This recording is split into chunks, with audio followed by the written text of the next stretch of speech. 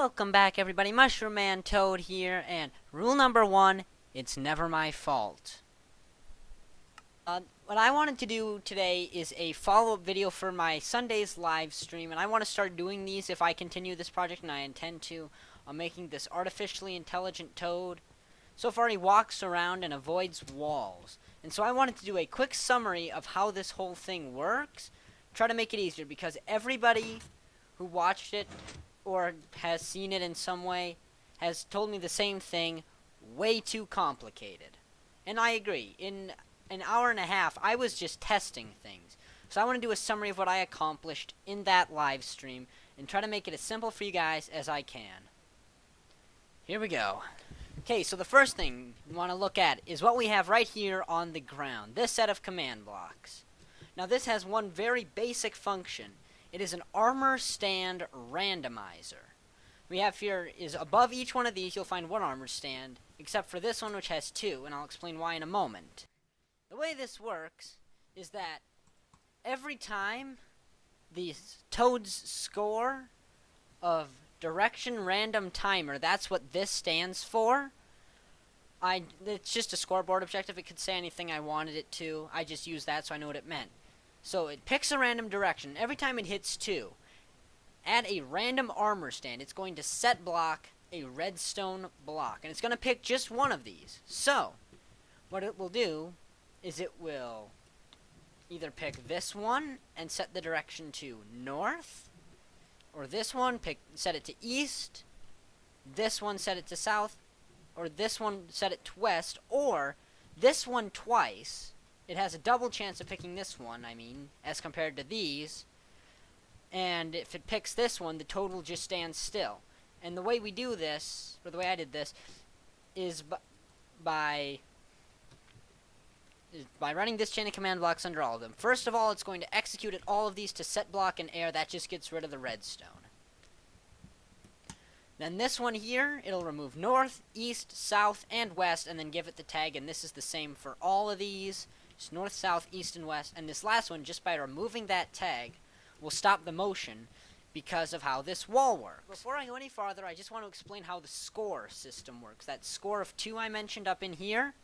Well, the way we do that is every time it finds that this score is at minimum 1 and at most 1, it's going to set that score back up to 21. And then every tick, it's going to remove 1 from that score. As long as the score is above 1, that just prevents any issues. And then, so yes, what we have here is then a 20 game tick timer, which is once per second. Whatever I decide will happen there will fire. So, in this case, each second it sets a redstone block at a random armor stand using the @R tag. That's at E right here, the @R tag to that armor stand. I just pointed at my screen. That's going to do a lot for you guys.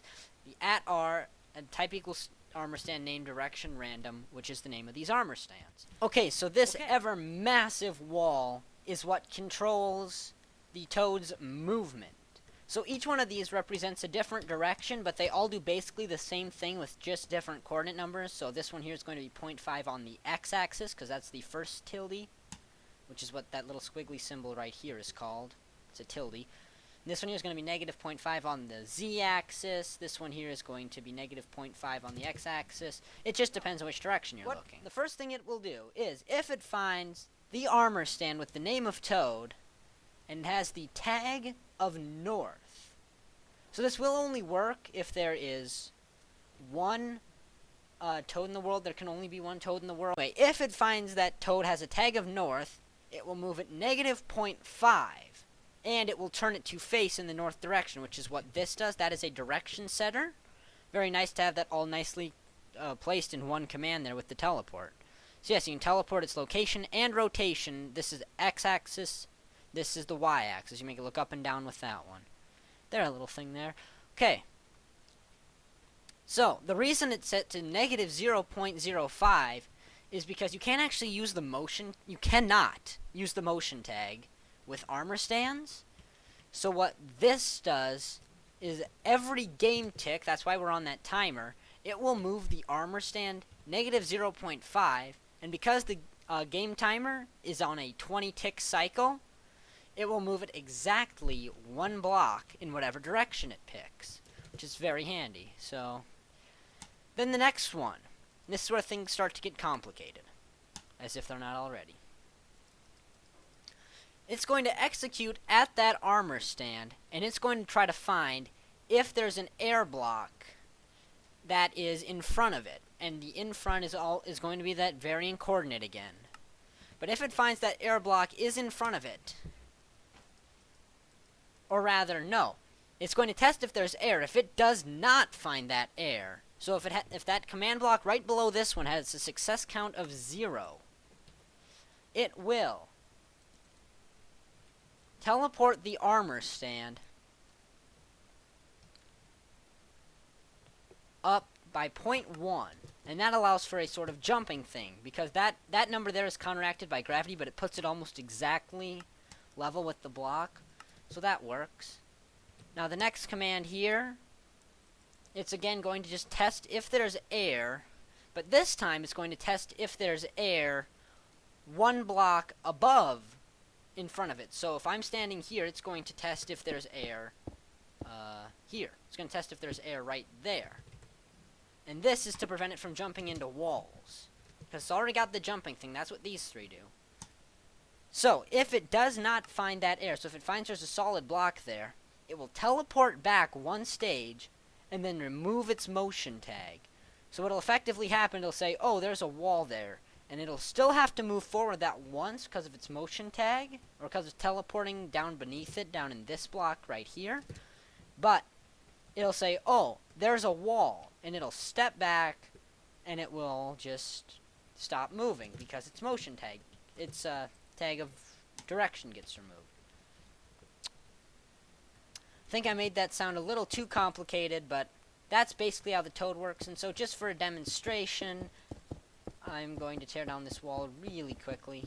And also there is still an issue where the Toad is capable of flight, and we're going to fix that in the next stream. Now this wall here is going to keep this Toad contained. Let's just spawn the guy in. So there's the Toad. You can see his score on the side there. It's picking direction. So, Toad, he's deciding where he wants to go. He's sort of just standing there right now. He decides to turn. Sometimes the rotation gets a little off. That's just because of Minecraft rendering it improperly. So it sees the wall and it stops.